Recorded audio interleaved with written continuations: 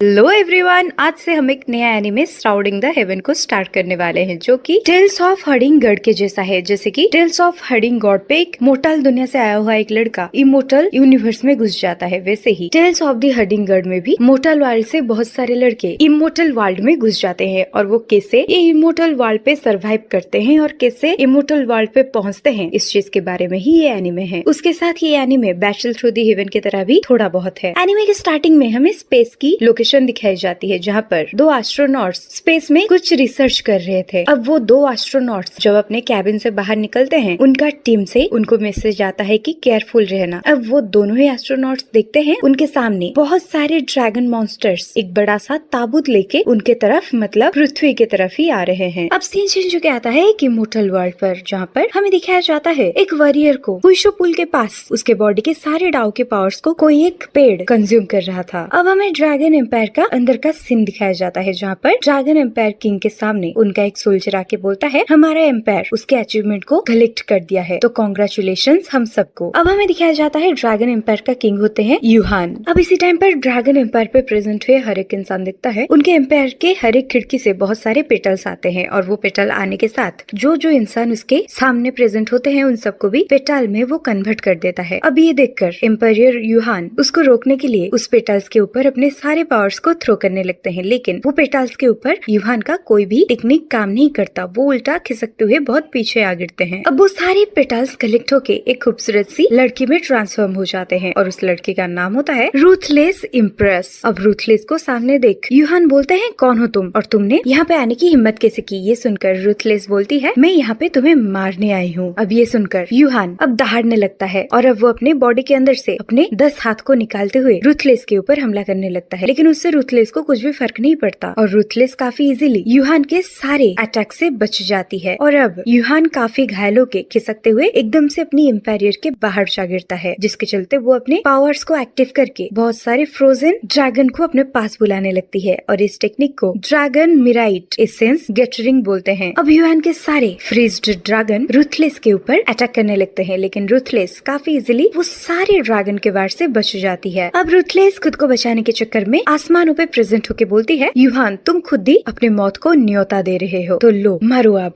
और अब रूथलेस अपने एक पावरफुल अटैक से यूहान के दिल के ऊपर हमला कर देती है और अब रूथलेस चिल्लाते हुए बोलती है तुमने मेरे भाई का जान लिया था, अब मैं आया हूँ अपने भाई का बदला लेने। अब हमें रूथलेस की बचपन की यादों को दिखाई जाती है, जहाँ पर उसके सामने उसका बड़ा भाई उसके साथ बचपन में बहुत ही प्यार से रहता था, प्यार से खेलता था। और इसी टाइम पर जब रूथलेस अपने घर पे जाती है, कुछ सोल्जर्स आके उसके भाई को लेके चले जाते हैं और उसके बाद से उसका भाई कभी भी वापस नहीं आता। और इधर एम्पायर यूहान जैसे सारे बंदों के साथ करते हैं, वैसे ही रूथलेस के भाई के साथ भी करते हैं। उनको एक जगह बंदी बनाकर रूथलेस के भाई के बॉडी से सारे डाउ के पावर्स को वहाँ पे प्रेजेंट हुए सारे स्टोन से ऑब्जर्व करवाने लगते हैं, जिसके चलते रूथलेस का भाई मर गए थे। अब सीन चेंज होके आता है प्रेजेंट डेट के ऊपर। अब रूथलेस अपने पावर से बहुत सारे फायर स्टोन को क्रिएट करके वो ड्रैगन एम्पायर को तहस नहस कर देती है। अब इसी टाइम पर रूथलेस अपने साथ बात करती है मेरे बड़े भाई, मुझे आपके ऊपर भरोसा है, मुझे पता है हजार हजार सालों के बाद भी आप मेरे पास ही लौट कर आओगे और तब तक मैं आपके लिए पक्का जिंदा रहूंगा। ये बोल के रूथलेस वहाँ पे रोने लगती है। अब इसी टाइम पर सीन चेंज होके आता है मोर्टल वर्ल्ड पर, जहाँ पर इंसान रहते हैं। अब हमें श्राउडिंग द हेवन का हीरो येफान को दिखाया जाता है, जो कि अपनी लाइब्रेरी में बैठकर एंशिएंट टाइम के बुक्स पढ़ रहा था और वो ये सोचता है क्या सच में हजार हजार सालों पहले ऐसा कोई इमोर्टल वर्ल्ड हुआ करता था और क्या 100 साल पहले ऐसे ही वर्षा और ऐसे ही सर्दी गिरती थी। अगर सच में पहले यहाँ पे इमोर्टल वर्ल्ड हुआ करता था, अब हमारा दुनिया एंशिएंट सिविलाइजेशन को खो चुका है। ये बोलने के साथ साथ ये फैन बारिश को भी एंजॉय कर रहा था। इसी टाइम पर उसके फोन में अलार्म बजता है, 12:30 हो चुका है और आज आपका क्लास का रीयूनियन है। अब ये फैन अपने लग्जरियस कार को लेके अपने क्लास के रीयूनियन के तरफ जाने लगता है। इसी टाइम पर वो कार में रेडियो सुनता है, गुड आफ्टरनून एवरीवन, आज बुधवार है और अभी के लिए आज हमारे एरिया पर बहुत ही ज्यादा बारिश होने वाला है और आज बारिश के टाइम बहुत ही ज्यादा जोरों से हवा बहने वाला है, तो कृपया करके सब अपने अपने घर पे रहें। कुछ टाइम के बाद ये फैन अपने कार से निकलकर अपने रीयूनियन हॉल की तरफ चला जाता है। अब सीन चेंज होके आता है रीयूनियन हॉल के ऊपर। अब यहाँ पे हमें 3 बंदों के साथ मिलवाया जाता है, जिनका नाम होता है Li Chang Kwang, Cheng Hong, Liu Yunji और ये तीनों ही हमारे हीरो ये फैन को बिल्कुल भी पसंद नहीं करते थे। अब हमें और 2 कैरेक्टर के बारे में बताया जाता है, जो कि ये फैन का दोस्त होते हैं और उन दोनों का नाम होता है लिंजिया छोई। अब इसी टाइम पर लिंजिया बोलती है मैं अभी आती हूँ। अब इसी टाइम पर लिंजिया लियूंजी के पास प्रेजेंट होके बोलती है, अरे लियू तुम आ गए। अब इधर लियू अपने सामने लिंजी को देखकर काफी खुश हो जाता है। अब इसी टाइम पर वहाँ पे एंट्री होती है ये फैन का। अब ये फैन को देख लिंजी बोलती है, देखो हमारी क्लास की प्रेसिडेंट ये प्रेजेंट हो चुके हैं। अब लिंजिया सीधे सीधे ये फैन के पास भागते हुए चली जाती है, लेकिन लियू ये फैन को अपने सामने देख ये फैन को ताने मारते हुए बोलता है, मुझे लगता था ये फैन को जब से ली शोमान ने डंप किया है तब से शायद ये सदमे में होगा, ये शायद कोई कोने में बैठकर रो रहा होगा, लेकिन देखो ये तो यहाँ पर आया है। और मैं आपको बता दूं ली शोमान हमारा हीरो ये फैन की एक्स गर्लफ्रेंड है। अब इसी टाइम पर एंट्री होती है ये फैन का और एक दोस्त उइचांग का। अब उइचांग भी ये फैन के सामने आके प्रेजेंट हो जाता है और बोलता है, वो जो मर्सिडीज बाहर खड़ा है वो क्या तुम्हारा है? अब इसी टाइम पर ये फैन हाँ में अपना सर हिलाता है, लेकिन ये सुनकर लियू को बहुत ही गंदा वाला जेलस फील होता है, जिसके चलते वो ये फैन को चिढ़ाते हुए बोलता है, ये मर्सिडीज को पक्का इस लड़के ने भाड़े पे लाया होगा, नहीं तो इसके पास इतने पैसे कहाँ कि ये हमारी क्लास रियूनियन में इतना लग्जरी गाड़ी ला पाए। अब इसी टाइम पर एंट्री होती है ली शोमान की, जो कि हमारा हीरो ये फैन का एक्स थी और उसके साथ उसका एक दोस्त भी आया हुआ था जिसका नाम है काडे। अब सीन चेंज होके आता है स्पेस के ऊपर, जहाँ से बहुत सारे ड्रैगन्स अपने साथ एक बड़ा सा ताबूत लेकर एस्ट्रोनॉट्स के ऊपर से पृथ्वी के ऊपर एंटर करते हैं। और इसी टाइम पर वो सारे ड्रैगन्स जब स्पेस क्राफ्ट के साथ टकराते हैं वो स्पेस क्राफ्ट एक्सप्लोड हो जाता है। अब वो रियूनियन में प्रेजेंट हुए सारे बच्चे देखते हैं टीवी में ये दिखाया जा रहा था कि आज बहुत ही गंदा वाला बारिश होने वाला है, तो सब कृपया अपने अपने घर पे चले जाएं। अब ये सब सुनने के बाद वहाँ पे प्रेजेंट हुआ हर एक इंसान ये बोलता है कि चलो अब हम घर चलते हैं। अब इसी टाइम पर ये फैन को उसका दोस्त लियूंजिया बोलती है, क्या तुम मेरे घर पर मुझे ड्रॉप कर दोगे? ये सुनकर लियू उन दोनों के बीच में घुसते हुए बोलता है, ये तो अपनी गाड़ी को भाड़े में लाया है, ये क्या तुम्हें छोड़ेगा? तुम मेरी गाड़ी में चलो, मेरी गाड़ी बहुत ही बड़ी है, तो मैं तुम्हें तुम्हारे घर पे ड्रॉप कर दूंगा। अब ये सुनकर लिंजिए लियू के साथ ही चली जाती है और इसी टाइम पर लियू के और 3 दोस्त भी उसको अपने साइड से मनाने लगते हैं कि प्लीज हमें भी हमारे घर पे ड्रॉप कर दो। अब ये सुनकर लियू सबको हाँ बोल देता है और वहाँ से 5 बंदे निकल जाते हैं, लेकिन थोड़े टाइम के बाद वो 5 जन ही रोड में फंस जाते हैं, क्योंकि रोड में ऑलमोस्ट पानी भर गया था और उनका गाड़ी अंदर से जाम हो चुका था। अब हमें दिखाया जाता है पूरे शहर में पानी घुस चुका है और इसी टाइम पर लियू के सारे दोस्त वो गाड़ी में बैठकर हेल्प हेल्प चिल्ला ही रहे थे। वहाँ पर ये फैन अपना एक बड़ा सा बोट लेके प्रेजेंट हो जाता है, जिसके अंदर ये फैन के बहुत सारे दोस्त बैठे थे। अब ये फैन लियू के कार के सामने प्रेजेंट होके अपने बोट में सारे दोस्तों को बैठने के लिए बोलता है। अब ये फैन लियू के गाड़ी के शीशे को तोड़कर अपने सारे दोस्तों को वहाँ से रिकवरी करता है, लेकिन ये फैन का वो शिप को देखकर लियू को बहुत ही ज्यादा जेलस फील होता है। अब इसी टाइम पर सब देखते हैं उन लोगों के पास एक बड़ा सा वाटर टर्नाडो आ रहा था, जिसके चलते ये फैन अपने सारे दोस्तों को बोलता है, सब एक जगह रुक जाओ, मैं ये टॉर्नाडो से सबको बचा के ले जाऊंगा। लेकिन कुछ टाइम के बाद हमें दिखाया जाता है वहाँ पे इतने सारे टॉर्नाडो प्रेजेंट होते हैं कि अब ये फैन एक बड़ा सा टॉर्नाडो में फंस जाता है और इसी टाइम पे वो शिप उड़ते हुए 2 माउंटेन्स के बीच में अटक जाता है। कुछ टाइम के बाद जब थोड़ा बहुत बारिश रुक जाता है, ये फैन के साथ उसके सारे दोस्त वो शिप से बाहर आ जाते हैं और वो माउंटेन के ऊपर चढ़ने लगते हैं। लेकिन इधर ये फैन के दुनिया में सबको पता चल जाता है अब बारिश रुक गया है और आसमान पूरा का पूरा साफ है और अब बारिश होने की कोई आशंका भी नहीं है। और इधर ये फैन अपने पूरे दोस्तों के साथ वो माउंटेन के टॉप पर प्रेजेंट हो जाता है, जहाँ पर एक बड़ा सा बिल्डिंग होता है और इतने ज्यादा बारिश होने के बावजूद वो बड़े से बिल्डिंग का कुछ भी नहीं बिगड़ता। ऊपर से वो बिल्डिंग के आसपास चीजें इतनी खूबसूरत होती है कि वहाँ पे प्रेजेंट हुआ हर एक बच्चा हक्का बक्का रह जाता है कि इतना खूबसूरत जगह, इसके बारे में तो हम यहीं पर रह के भी नहीं जानते थे। इसी टाइम पर ये फैन बोलता है ये जाड़े एम्पेरर पीक माउंटेन है और इस जगह का स्पिरिचुअल पावर बहुत ही हाई है, जिसके चलते शायद इतना ज्यादा स्ट्रॉन्ग होने के बावजूद इस जगह का कुछ भी नहीं बिगड़ा और ये माउंट ताई का बहुत ही ज्यादा स्पेशल प्लेस है। अब वहाँ पे प्रेजेंट हुआ हर एक बच्चा नोटिस करता है आसमानों से एक बड़ा सा लाइट उनके ऊपर आ रहा है और वो लाइट बहुत सारे जियांट ड्रैगन का होता है। अब एक बच्चा चिल्लाते हुए बोलता है, देखो हमारे ऊपर बहुत सारे जियांट ड्रैगन हमला कर रहे हैं। इसी टाइम पर ये फैन बोलता है, ये जियांट ड्रैगन शायद हम लोगों के ऊपर ही आ रहा है, तो सब यहाँ से हट जाओ। अब कुछ टाइम के बाद सचमुच वो बहुत सारे जियांट ड्रैगन उसी जगह पर आ गिरते हैं और यहाँ पे एंड होता है श्राउडिंग द हेवन का फर्स्ट एपिसोड। अब हमें दिखाया जाता है ये फैन के दोस्त जहाँ पर थे वहाँ पर एंशिएंट ड्रैगन्स का हमले होने की वजह से वो जेड एंशिएंट पैलेस पूरा का पूरा टूट जाता है और ये फैन के सारे दोस्त अब नीचे गिर जाते हैं। अब इसी टाइम पर सारे बच्चे देखते हैं वो जगह एकदम से तहस नहस हो सा गया था। अब इसी टाइम पर सारे बच्चे ये फैन के कहने पर सब बोलते हैं कि हाँ हम ठीक हैं और अब सारे बच्चे सोचने लगते हैं अब हम कौन सी जगह पर आ गए, क्योंकि आसपास बहुत सारे डस्ट होने के कारण कोई भी बंदा क्लियरली कुछ भी देख नहीं पा रहा था। जब डस्ट वहाँ से हट जाते हैं सब देखते हैं उनके सामने एक बड़ा सा कॉफिन है और उनके सामने बहुत सारे बुद्धस का स्टैचू होते हैं। अब ये देख के हर एक बंदा पैनिक होने लगता है, लेकिन ये फैन सबको समझाते हुए बोलता है कोई भी पैनिक मत करो, हम कोई ना कोई रास्ता ढूंढ ही लेंगे यहाँ से अपने घर जाने के लिए। और ये फैन सबको समझाते हुए बोलता है पक्का भगवान हमारे साथ है, इसलिए तो इतने बड़े हमले के बावजूद हम सब यहाँ पर जिंदा बच गए हैं। अब सारे बच्चे एक दूसरे के साथ बात करने लगते हैं, क्या ये सारे ड्रैगन्स रियल है? और ये ड्रैगन्स के पूंछ को देखो, वो कितना लंबा है। अब ये फैन बोलता है मुझे लगता है ये जो वेदर कुछ टाइम के लिए चेंज हुआ था वो शायद ये सारे ड्रैगन्स की वजह से हुआ था। अब सारे बच्चे इकट्ठे होकर वहाँ पे प्रेजेंट हुए सारे ड्रैगन्स को देखने लगते हैं। अब कुछ टाइम आगे आने के बाद वो सब बहुत सारे स्टैचूज के बीच में जो एक बड़ा सा ताबूत होता है उसको देखते हैं। अब इसी टाइम पर ये फैन का एक दोस्त ये फैन को बोलती है क्लास लीडर वो देखो ये कैसा स्टैचू है। अब इसी टाइम पर ये फैन वो स्टैचू को देखते हुए बोलता है ये एंशिएंट कार्विंग है। क्योंकि मैं आप सबको बता दूं, हम सबको जैसे पहले से ही पता था ये फैन को एंशिएंट टाइम की बुक्स पढ़नी बहुत पसंद है, जिसके चलते ये फैन को थोड़ी बहुत एंशिएंट टाइम की चीजों के बारे में नॉलेज है। और ये स्टैचू में शायद कोई एंशिएंट चाइनीज लैंग्वेज में एक सैक्रिफाइस सेरेमनी के बारे में बताया गया है और ये शायद 5 कलर का अल्तार है। अब ये सुनकर काड़े सबको पूछता है ये अल्टर क्या होता है। ये सुनकर ये फैन का एक्स शोमान बोलती है अल्टार ये एंशिएंट टाइम के कुछ चीजें हैं जो कि हमेशा सैक्रिफाइसेस मांगते थे। और ये जो ताबूत है ये भी एंशिएंट टाइम्स के लोगों का है। कुछ टाइम के बाद जब लिंजिया वो सारे अल्टर्स को देखते देखते गलती से टच कर देती है, वो सारे अल्टर में से बहुत सारी चाइनीज लेटर बाहर आने लगते हैं और वो सारे स्टैचूज के ऊपर एक पावरफुल रिचुअल अपने आप ही स्टार्ट होने लगता है। अब वो सारे अल्टर्स के डाउ के पावर्स एक जगह इकट्ठे हो जाते हैं, जिसके चलते वो सारे बच्चे देखते हैं उनके सामने एक बड़ा सा टॉर्नाडो क्रिएट हो जाता है। और वो टॉर्नाडो को देख ये फैन समझ जाता है ये एक सुप्रीम 8th डायग्राम है। अब कुछ टाइम के बाद वहाँ पे नीचे गिरे हुए मरे हुए ड्रैगन्स अपने आप ही जिंदा हो जाते हैं। ये देखकर सारे बच्चे चिल्लाने लगते हैं देखो वो ड्रैगन्स को वो मूवमेंट कर रहे हैं और उनके साथ वो कॉफिन भी अब हिल रहा है। अब सारे बच्चे खुद को बचाने के लिए इधर उधर भागने लगते हैं, लेकिन अब सारे ड्रैगन्स जब जग जाते हैं अब वो एक एक करके सारे अल्टर को तोड़ने लगते हैं और अब सारे ड्रैगन्स वो ताबूत को अपने साथ हवे में ले जाते हैं। इसी टाइम पर वो ताबूत अपने आप खुलता है और उसके अंदर जो कोर होता है वो एक एक करके वहाँ से सारे बच्चों को अपने अंदर खींच लेता है। अब वो ताबूत अपने आप ही बंद हो जाता है और वो ड्रैगन के साथ वो ताबूत भी वो टॉर्नाडो के अंदर ही चला जाता है और उन सब का वहाँ से जाने के बाद आसमान एकदम से साफ हो जाता है। अब हमें दिखाया जाता है ये फैन की सिटी में जितना ज्यादा कुछ टाइम पहले बारिश हो रहा था अब उतने ही जोर से धूप गिर रहा है। अब टीवी में एक अर्जेंट न्यूज सबको बताया जाता है और ये बताया जाता है अचानक से पता नहीं कहीं पर मिस्टर ये फैन गायब हो चुके हैं और अगर किसी ने भी मिस्टर ये फैन को आज देखा है हमारे साथ कांटेक्ट करे। अब स्पेस में जो 2 एस्ट्रोनॉट्स थे वो अब एक दूसरे के साथ बात करते हैं कि चलो अब हम जैसे तैसे करके इस जगह से बच तो गए, तो चलो अब हम यहाँ से चलते हैं। लेकिन इसी टाइम पर हमें दिखाया जाता है ये फैन के सारे दोस्त आके एक छोटे छोटे कंक्रीट के ऊपर गिर जाते हैं, वो भी काफी स्मूथली। ये देखकर ये फैन बोलता है सब जो पत्थर या कंक्रीट के ऊपर खड़े हैं वो आराम से खड़े हो जाइए, क्योंकि मुझे जितना लगता है ये पत्थर कुछ टाइम के बाद इकट्ठे हो जाएंगे। ये फैन के कहने के मुताबिक सारे पत्थर और सारे कंक्रीट्स कुछ टाइम के बाद उस स्पेस में एक जगह इकट्ठे हो जाते हैं। अब ऐसा लग रहा था ये फैन के साथ उसके दोस्त और कोई दूसरे दुनिया में आ चुके हैं। अब सारे चल के उस जगह को एक्सप्लोर करने लगते हैं। अब इसी टाइम पर लियो बोलता है ये हम कौन सी डरावनी जगह पर हैं और वो कॉफिन कहाँ गया, क्या उस कॉफिन के अंदर ही है हम सब। अब इसी टाइम पर काड़े बोलता है मुझे अच्छे से याद है वो कॉफिन ने हमें अपने अंदर की तरफ खींच लिया था। अब इसी टाइम पर ये फैन सबको चुप कराते हुए बोलता है मैटर ये नहीं करता हम कहाँ हैं, मैटर ये करता है कि हम कैसे अपनी दुनिया में वापस जाएं। और एक चीज, हम जितने बंदे यहाँ पे आए थे सब है या कोई यहाँ से खो गया है। अब एक एक करके सारे बंदे 1 2 3 4 करके काउंट करने लगते हैं। लेकिन कुछ टाइम के बाद चेंग होंग बोलता है हम तो क्लास रियूनियन में सिर्फ 19 बंदे आए थे, तो फिर अब 20 बंदे कहाँ से हो रहे हैं। अब ये सुनकर वहाँ पे प्रेजेंट हुआ हर एक इंसान हक्का बक्का रह जाता है और सबको डर लगने लगता है। इसी टाइम पर वांग्या नाम की एक लड़की भूत भूत बोल के चिल्लाने लगती है। लेकिन इसी टाइम पे हमें दिखाया जाता है वहाँ पे ये फैन का बेस्ट फ्रेंड पंगबो प्रेजेंट हो चुका था। अब पंगबो सबके सामने प्रेजेंट होके बोलता है ये फैन तुमने मुझे सही पहचाना। इसी टाइम पे वो एक मोटा सा बच्चा बोलता है लेकिन पंगबो ये तो हमारे रियूनियन में आया ही नहीं था, तो यहाँ पे कैसे आया। ये सुन के पंगबो बोलता है मैं बहुत ही ज्यादा लेट हो चुका था रियूनियन के लिए और मैं जब रियूनियन की तरफ जा रहा था रास्ते में बहुत ही ज्यादा गंदा बारिश हो रहा था, जिसके चलते मेरी गाड़ी आके ये माउंटेन के ऊपर ही फंस गया और मैं भी तुम लोगों की तरह चलते हुए वो माउंटेन के ऊपर आ गया था, जिसके चलते मैं अब तुम लोगों के सामने प्रेजेंट हूँ। अब लिंजिया बहुत डरते हुए बोलती है क्या तुम्हें पता है पंगबो तुम्हारी वजह से हम लोग कितना ज्यादा डर गए थे। अब पंगबो बोलता है